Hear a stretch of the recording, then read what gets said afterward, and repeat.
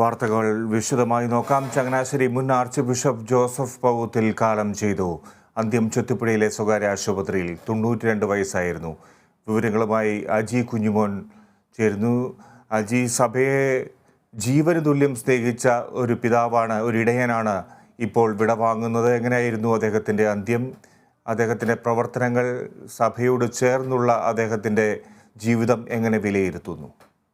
Fiji സൂചിപ്പിച്ചതുപോലെ വളരെ വേദനിപ്പിക്കുന്ന ഒരു വാർത്തയാണ്, പ്രത്യേകിച്ച് സിറോ മലബാർ സഭയെ സംബന്ധിച്ചിടത്തോളം. സിറോ മലബാർ സഭയെ മാത്രമല്ല, കത്തോലിക്ക സഭയെ സംബന്ധിച്ചിടത്തോളം, കേരള കത്തോലിക്ക സഭയെ സംബന്ധിച്ചിടത്തോളം ഒരു നല്ല ഇടയനെ നഷ്ടപ്പെട്ടിരിക്കുന്നു എന്ന് ഈ ഘട്ടത്തിൽ വേദനയോടുകൂടെ പറയുകയാണ്.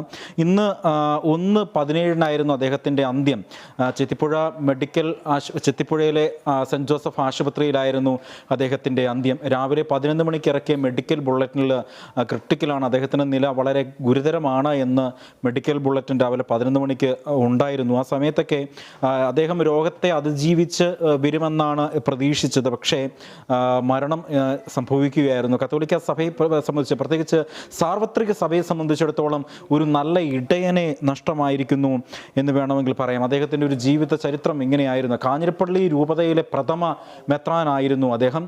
കാഞ്ഞിരപ്പള്ളിയിലെ ആദ്യ ബിഷപ്പായിരുന്നു പൗത്തിൽ. അദ്ദേഹം 1930 ഓഗസ്റ്റ് 14 ചങ്ങനാശ്ശേരി കുറുമ്പനാടൻ പൗത്തിൽ വീട്ടിൽ PJ ജോസഫിൻ്റെയും മറിയക്കുട്ടിയുടെയും ദമ്പതിമാരുടെ മകനായാണ് ജനിച്ചത്. 1962 ഒക്ടോബർ 3 വൈദിക വൃത്തത്തിലേക്ക് അദ്ദേഹം കിടക്കുന്നത്. പൗരോഹിത്യം സ്വീകരിക്കുന്നത് 1962 ഒക്ടോബർ 3. 1972 ജനുവരി 29 ചങ്ങനാശ്ശേരി രൂപതയുടെ സഹായമെത്രാനായി നിയമിതനായി. 1972 അദ്ദേഹം സഹായമെത്രാനായി ചങ്ങനാശ്ശേരിയിലേക്ക് വരുന്നത്. 1972 ഫെബ്രുവരി 13 വത്തിക്കാനിലെ സെൻറ്റ് പീറ്റേഴ്സ് ബസിലിക്കയിൽ വെച്ച് പോൾ 6 മാർപ്പാപ്പയാണ് അദ്ദേഹത്തെ മെത്രാഭിഷേകം ചെയ്തത്. ഫിജിക്കും അറിയാമല്ലോ, കത്തോലിക്ക സഭയെ സംബന്ധിച്ചിടത്തോളം ഒരു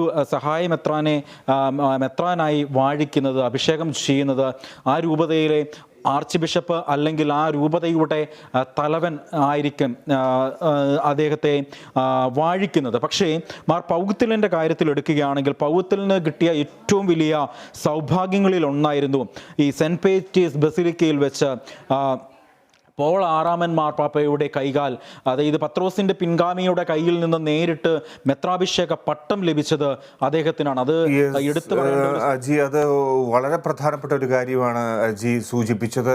അദ്ദേഹത്തിൻ്റെ ഒരു ദിവ്യത്വത്തിൻ്റെ ഐശ്വര്യത്തിൻ്റെ തെളിവായി നമുക്കതിനെ കാണുകയും ചെയ്യാം. ഇപ്പോൾ